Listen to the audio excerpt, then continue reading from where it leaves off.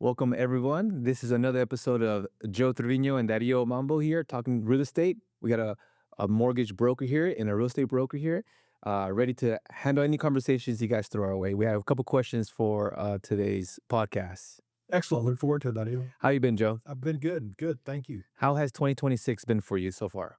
It's been really good. The 2025 was a difficult year for Yeah. both real estate and mortgage. Sales in general, not a lot of transactions was happening. No, it was a tough year, but we started to see a turn towards the latter part of 2025. Yeah. Mm, People seem to get re-engaged with the market, if you will. yeah. December ended up good, and 2026 has started off really, really. Yeah. I think a lot of a lot of movement was related to interest rates. Let's talk about interest rates for a second. Um, I get this question a lot. And should I wait to buy when interest rates drop or should I buy now? What's your take on that? You know, it's a great question. Number one, we have no control over interest rates. We as in We lender, real estate. The realtor, you as the real estate broker, and myself as the lender.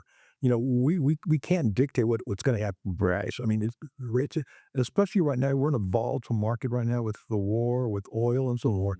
So rates, as everyone knows, have started to creep back up. They were down to almost a 2-year level. A couple of 4 weeks ago, if you. Yeah. But they've begun to creep back up. But the question is, should you wait or not? That's the perfect kind of advice when you're ready. Right. And you've met with someone like yourself, a professional realtor, who has led them to me, a lender. We've pre-qualified them. We've gone through what they really want to do, what can they afford, Right. are they comfortable with. Looking at the finances. Exactly. When you've answered yes to all those questions, you've done those things, then you're ready to buy. Yeah. So a good rebuttal when someone asks, should I wait or until the rates drop or should I buy now? And a really good pivot is, well, let's look at your situation to see if you're ready to buy or not.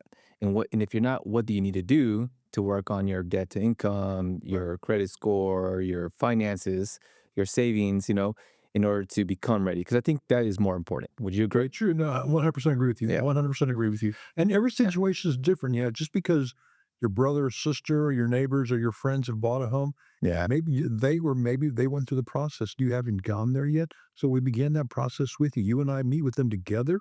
We get them. We start the process with them. Yeah. I've seen a lot of people that are not able to move from one house to another to sell because they're what's called golden handcuffed to the interest rate that they have in their current home because it's so low. A lot of people have interest rates really low. Right. It also means that buyers kind of expect interest rates kind of come back down to like a 3%. What's your honest opinion about interest rates coming down to that 3 or 4%? Again, it's a good question, Dario. And I think people have short-term memory. Yeah. Now, people are still talking about COVID rates. The rates were in the 3s and 4s. And honestly, in my heart of hearts, I never believe we'll see that again. Yeah. It was just, because people forget what rates were like Before. Yeah. when I came into the business, there was many people that were refinancing their homes that had rates in the 8s and 9s. Yeah. And people are afraid now of 6s, Yeah. and people were buying the 8 and 9 back then. So again, people have short-term memory, to your point that, there's a lot of people now that are locked into homes, and they may not have enough home or they not be in the area that they want to be, but they want to stay there because of that low interest rate. Yeah.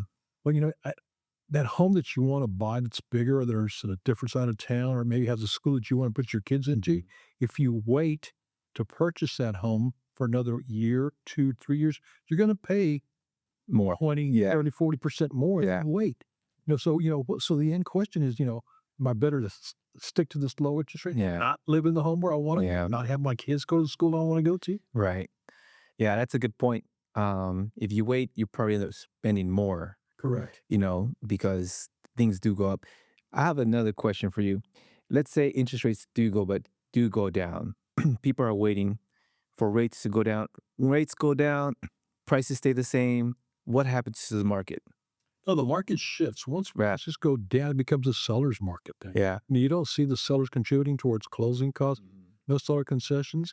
Then you start to see, multiple offers on the same property, and people paying over the steepest price. Well, here's what I believe, Joe, is that there's a lot of inventory right now. If rates do go down like people think or want to, then you have a lot more players buying. You have more players buying, and it becomes more competitive. True. And then it becomes more expensive for you to buy the same house that you can buy today. Today. You Correct. know, so that I would argue that point is, people should really not look outward. What is the market doing? Because like you say, we have no control. Right. But really, what am I doing to make sure that I'm able to put my family into a home if that's my goal? Correct. And I think that's what we focus on with our clients is that we don't give them a wish-washy dream or a moonshot goal. What we do is we sit down with them, we look over their finances and their game plan, and we make a game plan for them, right? Sure. This is what you can afford. This is what down payment looks like. This is what your price range, where you want, depending on your goals. Right. And the important thing to me that that I That's always emphasize is, what is that monthly payment that you're comfortable with? yeah, I don't want you to be, house rich and cash yeah. poor. Again, I remind them, this payment comes around every 30 days. Are you comfortable with this payment? But a lot of Every 30 days. through 30 days, it comes. But by the same token, these are people that I'm talking to that are paying 1,800 to 2,000 or more in Yeah, an apartment right now or a house that they're renting yeah. when they could be paying approximately the same amount of money and own that home. Right. So what happens when you're paying rent at $1,800, $2,000? You're paying someone else's Mortgage? Well, mortgage. you're literally throwing that money away. Yeah, yeah. It's going nowhere. It's not helping Right. you. Yeah. Sure, there's more unexpected costs when you purchase a home and just more responsibilities and liabilities. But at the same time, you are paying down an asset. And you're But building wealth. you're building wealth and you can deduct some more expenses on your taxes. Right. Exactly. But you mentioned earlier about purchasing homes and these investments. How much does it cost to buy a home? If someone wanted to ask you, Joe, like, how much do I need to buy a house in today's market? Like what is your ballpark? If we're talking about a home that's two to 225,000, Yeah. let's go on the low end. Yeah. If you have $5,000 to $7,000, Hmm. you can get into that home. We can make it happen. We can make it happen. And if you don't have that amount, I mean, if you have half that amount of money, we can still make it happen. Yeah. There's different programs. There's USDA programs that are zero down. Mhm. There's VA loans that are zero down. Yeah. And there's down payment assistance available to first-time homebuyers here in San Antonio. And also, because in today's market, sellers are very desperate. Almost every house that is sold is providing concessions. Absolutely. I'm seeing 100% of that coming through. What is sellers' concessions, Joe? Seller concession is where the seller contributes to the closing costs to either number one, help you buy down the rate or to help you with your closing costs. Does that help the down payment? It can help with down payment as well. It just depends on how you need to use those funds. We will sit there and guide them and advise them on what's the best way to do it, along with you, when you're negotiating with the listing agent.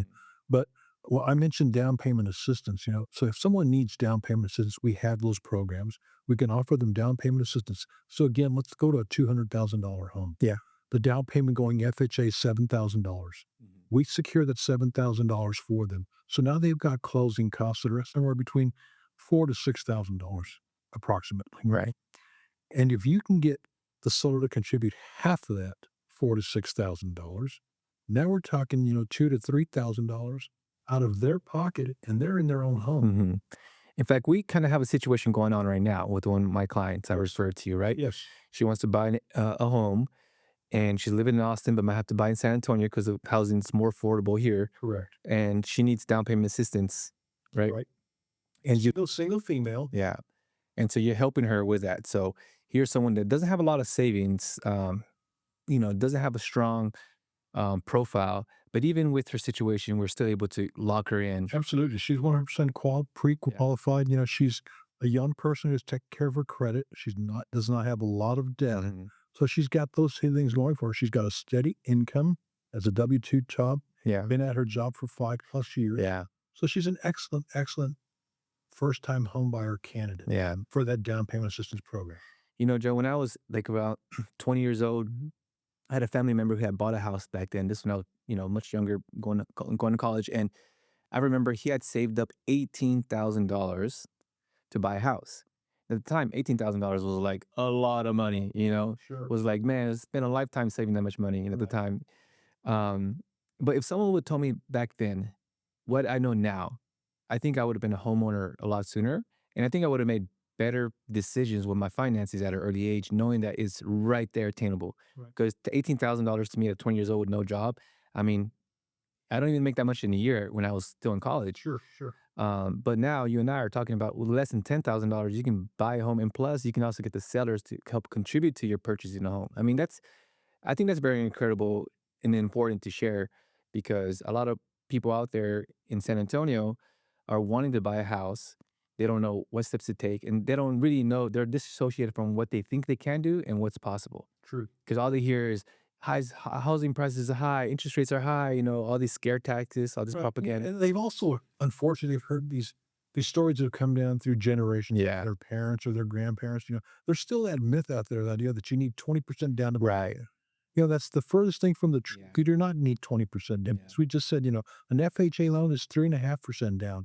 A VA loan is 0 down. Yeah. USDA loans are 0 Yeah. down. And then with down payment assistance, you're coming in with no down Yeah. payment. And even if you have the 20% financing, you know, doing a strategy with you and I, even if you're doing conventional, you can use that money for other things. Absolutely. Like, so someone has the funds for 20% down payment. Sometimes we look at it as like, okay, this is the money you have for your house, your purchasing, your acquisition of the property. What can you do? How can you maximize the rate of return of this money? Is it all towards the down payment or toward half of it towards down payment? Now you can do 5% instead of 20% Right. or 10% and use the rest of it for buying down your interest rate or putting that money in stocks somewhere else. Have it make you money Yeah. somewhere else. So whether you have no money but you have strong finances, we can get the down payment assistance. Whether if you're a VA or looking to buy outside the city limits, USDA, zero down payment for those two. Right. And if you have strong finances, you have your own business, you have funds, and you can utilize a conventional loan, you still have options. Absolutely. There's always options. The important thing is to, for them to begin the process. That, Yeah. and the other thing that we touched on briefly here, and it just truly, truly just drives me Yeah. insane when I see, young people that have been renting for 3, 4, 5 years, and they've been paying 2,000, Yeah. 2,500 a month, and That's a lot. it's a lot of. Yeah. But, that's what the going rate are for these newer Yeah. apartments now, Dottie. Yeah. You look at a 2-bedroom apartment, it's going to be 2,000 plus. Yeah. If you want to live on the north side of San Antonio. Yep. Yep. Now that I'm doing property management, I work with a lot of leasing. And I have some properties that I'm leasing at over $2,000 a month. Right. One's like $2,500 a month. That's a house payment, Absolutely. And so, and I've given tours like 20 house. I've given a tour to the house like more than 20 times. That means that over 20 people were willing to pay $2,500 to rent the house. Yet they're looking to, I mean, yeah, but they're not looking to buy a house. Buy a house. And I talk to everyone that goes through those doors that I give a tour and I ask a couple questions to see, what's guiding them towards renting versus buying. Right. Because I think if people were just to have the right information, they will make better decisions. And most people are just uninformed. True. What's the best way for someone to start putting their life in order and start planning towards purchasing a house? Let's say someone's out there is renting or going to continue renting for 1 or 2 more years. They don't even know what to do. Right. What's a good rule of thumb? Like, do this first, do this next, this last. Sure. The important thing is to reach out to you, number one. Mm. You do a pre-call, so to speak, yourself. Yeah. And then once you have that person engaged, you hand them over to me. I meet with them either over the phone or in person. Yeah. They begin my application process, and I'm going to ask them for a few documents. I'm going to ask them for, copies of the last 2 pay stubs, Hmm. copy of their W-2 for 2025, copy of their driver's license. I let them know that I'm going to do a soft credit pull, so it's not going to ding them at all. I'm only going to pull 2 bureaus, but that will let us know with just those documents, Dario, lets us know how much they qualify for, Hmm. what purchase price they want to be at, what's their monthly payment that they're comfortable with. So it sounds like the application process is not a contract, more of a discovery. Absolutely. Why is there a difference there? They're not obligated in any way. They're not need. There's no charge for my service. There's no obligation whatsoever. By doing that soft credit pull, all that we're doing there is it lets us know what their monthly liabilities are. What's their card payment like? What type of credit card payments do they have? Do they have student loans? Do they have child support, etc.? Mhm. But it lets us know what their buying power is because I've also asked them for their pay stub and a W-2 Yeah. for last year. So I know that they're actively employed. They're still working. I know what their monthly income is. I know what their monthly liabilities are. That allows me to determine their DTI, Yeah. to income ratio. That's perfect because that is what really helps them navigate what to do next. Correct. Because if their debt was too high, then we can say, okay, you have 6, 8, 10 months, 12 months to attack this debt in order for you to qualify for the house that you kind of want. If the credit score is not there, there's game plans Right. that they can do to help increase the credit score. If they haven't worked long enough and they have to wait to file another tax return, or they own their own business, Right. So there's different ways of that discovery session to really find out what their game plan is. And what do you think is more important, Joe, when someone asks, how much can I afford? Or how much how much purchasing power can I have? Or how much can I afford a month? I think how And much there's a can you difference. afford a month? There's There's a a huge difference. difference. So yes, Yeah. because you and before I answer that question, Yeah. I just want to go back to you mentioned one of your clients, but you also had previous clients that we met with that did things kind of backwards, if you will. They started looking at homes on their own. Yeah. They were in the 350 to four hundred thousand Yeah. dollar range at the be in that. This is what they were looking at home, Yeah. and they made the mistake of getting on Zillow Yeah. and they started seeing these homes and they fell in love with homes that they had 3 or 4 homes that they wanted Yeah. in the 350 price point range. Yeah. They reach out to you, you connect them with me, we have a meeting, and we come to find out with their income, they can't afford that much. Yeah. So they were kind of discouraged. Very discouraged. And that's what, your point is that, to start the process, meet with you, meet with us, Mhm. myself, and let's get you on a game plan so that you'll know where you want to go or Yeah. what you can afford Yeah. comfortably. And, to your point is when people say, how much purchasing power do I have? I'll say, you can purchase a $400,000 home, but that's going to be $3,600 a month. Yeah. Are you comfortable with that? And they'll say, oh, no, no, no, that's Yeah. or they'll say, yeah, I'm okay with that. Yeah. Because I had it come back to me both ways. Hmm. It just depends on what you're comfortable with paying for a house. And when we talk about a house payment, I think it's important for the people watching us and listening to us to know that when we say, it's $2,000 or $2,500 a month, that's talking about principal and interest, that's taxes, that's homeowners insurance, that's mortgage Your insurance. whole escrow. All everything is rolled into one. So, to your point of rent that this home that you're leasing, it's $2,500 a month. Well, when I say a week, that person could easily buy a home for that amount of money. I'm talking about all that being included. I'm talking about Yeah. principal, interest, taxes, and insurance, Yeah. all included in that $2,500. Yeah. Yeah. Right. Yes, yes. And then as you mentioned earlier, they get not only are they living in their own home, no one's above you, below, Right. or on either side of you, Yeah. but you're in your own home with the privacy of your own home. Your kids have a backyard they can play in, and at the end of the year, you're going to have tax benefits that you didn't have Mm. previously. Yeah. Okay, Joe. Well, let's wrap this up with a final thought. Final question is why you've been doing this for a while.